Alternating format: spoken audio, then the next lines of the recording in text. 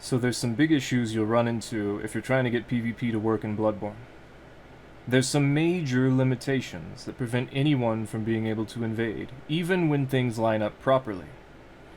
So first, you cannot invade someone who is under level 30. I've never bothered to check if this means you can invade someone who's exactly level 30 or not.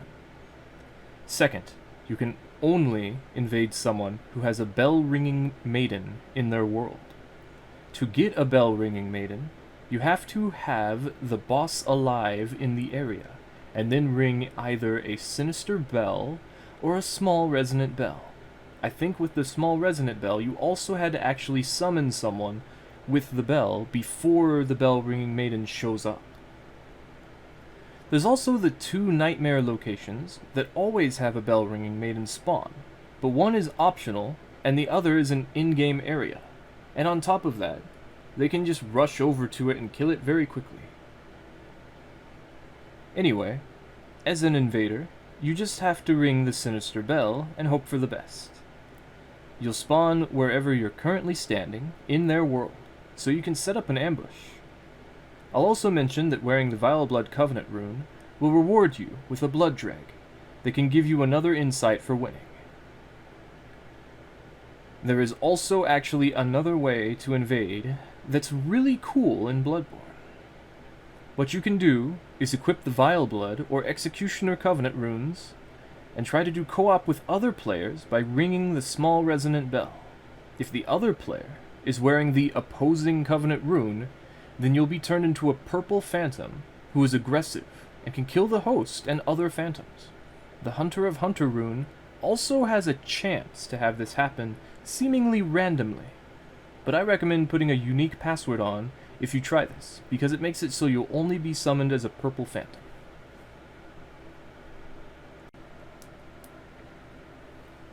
Bloodborne actually surprised me when I tried it out not too long ago. It actually got some real honest invasions against people summoning their friends to go through the level.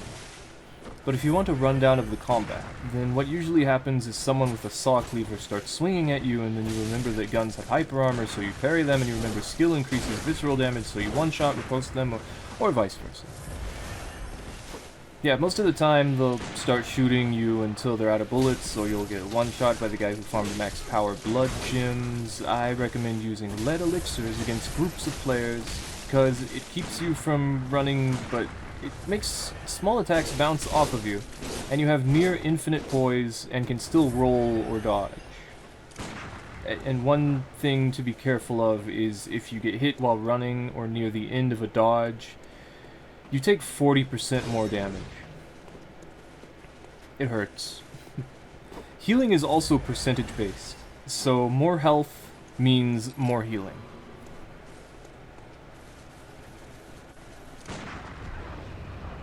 So say you actually manage to get an invasion. Like a real invasion where the host has their friends going through the world and not somebody waiting around to fight. Blood gems make it so you can probably two-shot people. One parry means you're most likely getting one shot. You can parry heals, and healing is percentage based, so more health is more healing. There's also 2 or 3 unique blood vials that you can't get more of, but they heal you an incredible amount. Just remember. You can do a lot of healing. Let's see. Assuming you don't get gunned down, the damage everyone does makes this go pretty fast. The biggest problem is when one person shoots at you while the other rushes with melee, because there isn't a whole lot you can do there, except try for a parry against the guy rushing you down. You can try to use a lead elixir and then armor through most anything, but again, any parry will most likely get you killed. Just don't get parried. Just build around blood tint, just shoot everybody. Okay, we found an invasion. I think I was AFK for a second. Yeah. We're in the forest at level, I think 43, because 43 invades every level from 30 up to whatever 43 goes to. Instantly gonna try to blow up the host. Maybe they're AFK, you know. Don't have a whole lot of arcane, but I'm still surprised it didn't one-shot them. Then again, only like 4 of the explosions hit. I don't know. I expect more out of something that costs 8 bullets, you know? We see they have a friend. Shoot them. Did you see that? I actually had some hyper armor on that cast. They hit me from so far away, did you see that? At least the trap is already active, but it's kind of in the way now. Accursed Brew is just so great. Also, I'm using the Cost Parasite, and when it's not active, because of the Milkweed Carol rune, I think it is. If it's not active, like you don't have that equipped, then it just does the punching animation, so it looks exactly like the normal punch attacks, but it does real damage. If you have the arcane for it, you know? Basically, if I punch someone, it's gonna hurt. Not a whole lot, but it's gonna hurt. You can see that guy has the password summon thing. They're downscaled. They chose not to heal for some reason, so they died very quickly. Executioner's Gloves, not very long range, but they're slow and annoying. So you can see one of them hit. They have a bit of tracking, it's nice. Sacrificing some more health for some more blood gems. And now that I've killed their friends, I get to mess with the host. Just like any other Souls game. Well, not the ones where you get to summon more friends. Yeah, see, it doesn't really go all that far. I'd say it's better, the Executioner Gloves would be better for Wake Up. I also have the Fist of Gratia, I'm pretty sure. And a torch. This is supposed to be a cosplay character. Which is why I'm trying to make them only use magic, for the most part. So Bloodborne has this rally system. You see how some health turns orange. You get a little health back if you hit someone while it's still orange. Accursed Brew is just so nice. It's got such a lingering hitbox. But as you can see there, they dodged it properly. They're playing very passive, which, this is Bloodborne. Whole game tells you don't be passive. Get in there, hit people. I don't have enough range to punish anything, because I have to use my fists. I actually do have a threaded cane, it's not going to do all that much either. I really want to focus that this character is a magic character. It's just... magic's not amazing. It never has been. Because you can just dodge out of the way and eventually the other guy will run out. Of course, Bloodborne lets you turn your health into more magic, so that's nice. We're backing away into more enemies here. Yeah.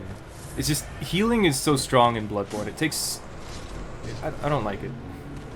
But if I did more damage, if I could bait them into getting hit like that, see? But then I missed my melee, and that just sucks. And I'm out of stamina. I forget if Bloodborne costs stamina to cast stuff. Also in Bloodborne, people will just start shooting at you. Oh, hey! I actually got the kill. I thought that an NPC... I remembered an NPC came over and stole it. Oh well. Yeah, that's Bloodborne. Yeah, usually it's a lot more R1 spammy, but this is a magic build, so...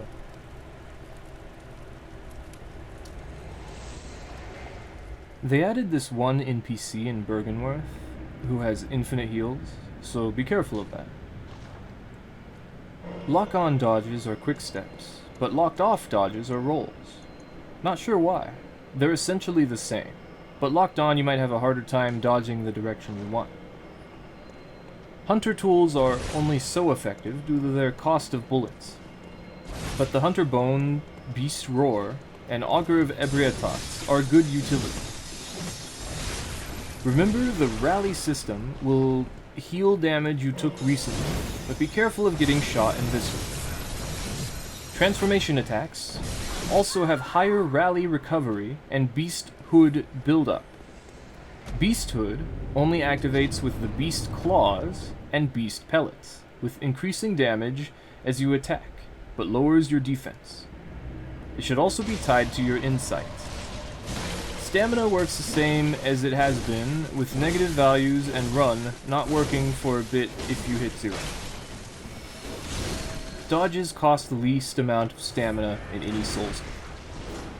You essentially do not need stamina, unless you want to start swinging like a madman, which you really shouldn't. As I've stressed, you're going to get parried, and then you're going to die.